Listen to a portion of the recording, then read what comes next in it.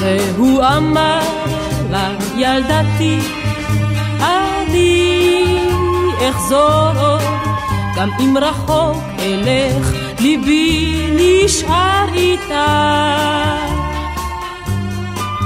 והיא החזירה לו בלט את הציפורן, הן אם יזכור, יזכור, ואם ישכח, ישכח.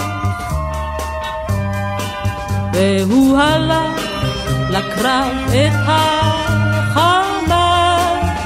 הנצח ולא חזר משם ימים רבים כל כך.